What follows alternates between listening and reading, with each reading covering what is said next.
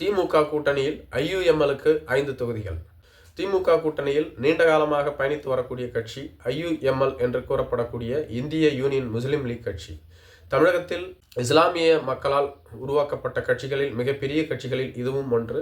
இது தென்னிந்திய அளவில் பறந்து விரிந்துள்ளது. அதே சமயத்தில் தற்பொழுதைய காலகட்டத்தில் தமிழ்நாடு, கேரளா என்ற 2 மாநிலங்களில் மட்டுமே உள்ளது. தமிழ்நாட்டை விட கேரளாவில் இந்த கட்சி வலிமையாக இருந்து வருகிறது. அதே சமயத்தில் பழமையான கட்சி என்பதனால் இவர்களுக்கு தமிழகத்திலும் ஒரு குறிப்பிட்ட செல்வாக்கு உள்ளது. தொடர்ச்சியாக இவர்கள் திமுக கூட்டணியில் அங்கம் வகித்து போட்டியிட்டு வெற்றி பெற்று வருகிறார்கள். கடந்த 2021ஆம் ஆண்டு நடைபெற்ற சட்டமன்ற தேர்தலில் திமுக கூட்டணியில் இவர்களுக்கு 3 தொகுதிகள் ஒதுக்கப்பட்டிருந்தது.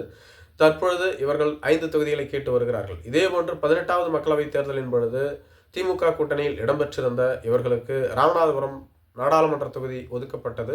இந்த கட்சியின் சார்பில் ஏற்கனவே அங்கு எம்பியாக இருந்து வந்த நவாஸ் கனி மீண்டும் போட்டியிட்டு வெற்றி பெற்றிருந்தார்.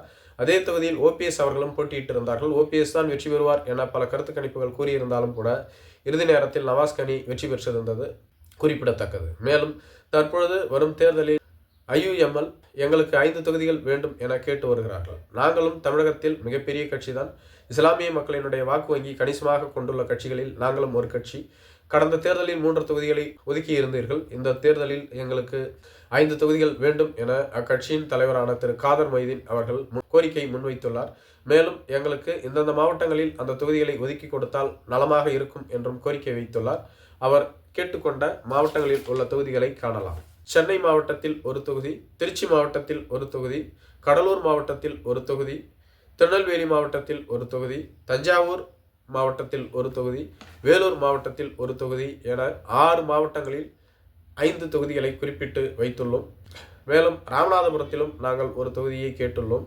வரும் காலத்தில் திமுக தலைமை இதற்கு நல்ல முடிவை அறிவிக்கும் என நாங்கள் நம்புகிறோம் என அவர் குறிப்பிட்டிருந்தார். இதேபோன்று என்டிஏ கூட்டணியில் அங்கம் வகித்திருக்கக்கூடிய ஐஜேகே கட்சி சமீபத்தில் அக்கட்சியின் தலைவரான திரு பாரிவேந்தர் அவர்கள் அதிமுகவின் கூட்டணி ஆலோசனை நடத்தக்கூடிய எஸ்பி வேலுமணியோடு ஆலோசனை நடத்தியதாக கூறப்படுகிறது. இவர்களும் 5 தொகுதிகளை கேட்டுள்ளார்கள். 2019ஆம் ஆண்டு தேர்தலின் பொழுது ஐஜேகே திமுகவோடு கூட்டணி அமைத்து பெரம்பலூர் நாடாளுமன்ற தொகுதியில் போட்டியிட்டு வெற்றி பெற்றிருந்தது. ஆனால் 2024ஆம் ஆண்டு நடைபெற்ற சட்டமன்ற தேர்தலில் திமுக கூட்டணியிலிருந்து வெளியேறி இவர் தனியாக ஒரு கூட்டணியை உருவாக்கியிருந்தார்.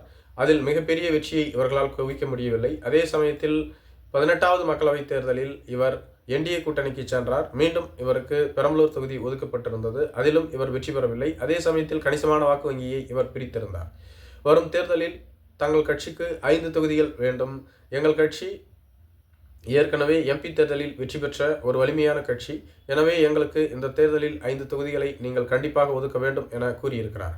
மேலும் பாரிவேந்தர் ஆரம்ப காலத்தில் விஜய்க்கு ஆதரவாக இருந்து வந்தார். விஜயும் என்டிஏ கூட்டணிக்கு வரவுள்ளார் என்ற செய்தியை கேட்டுத்தான் அவர் என்டிஏ கூட்டணியில் இடம்பெற்றுள்ளார் என்று கூறப்பட்டு வருகிறது. விஜயோடு கூட்டணி அமைக்க இவர் முயற்சிகளை மேற்கொண்டதாகவும் ஒரு சில தகவல்கள் வெளியாகி இருந்தது. மேலும் பாரிவேந்தர் அவரது கட்சிக்காக குறிப்பிட்டுள்ள தொகுதிகளை நாம் காணலாம். திருச்சி மாவட்டத்தில் லால்குடி தொகுதி, பெரம்பலூர் மாவட்டத்தில் குன்னம் தொகுதி, ராமநாதபுரம் மாவட்டத்தில் திருவாடானை தொகுதி, கள்ளக்குறிச்சி மாவட்டத்தில் கள்ளக்குறிச்சி தொகுதி, சென்னை மாவட்டத்தில் ஒரு தொகுதி என 5 தொகுதிகளை எங்களுக்கு ஒதுக்க வேண்டும். மேலும் நாங்கள் குறிப்பிட்டுள்ள தொகுதிகளில் எங்கள் சமூக மக்கள் கணிசமாக வசித்து வருகிறார்கள். எங்களுக்கும் நல்ல செல்வாக்கு உள்ளது. எனவே நாங்கள் குறிப்பிட்டுள்ள தொகுதிகளை கண்டிப்பாக வழங்க வேண்டும் என கோரிக்கையை முன்வைத்துள்ளார்கள்.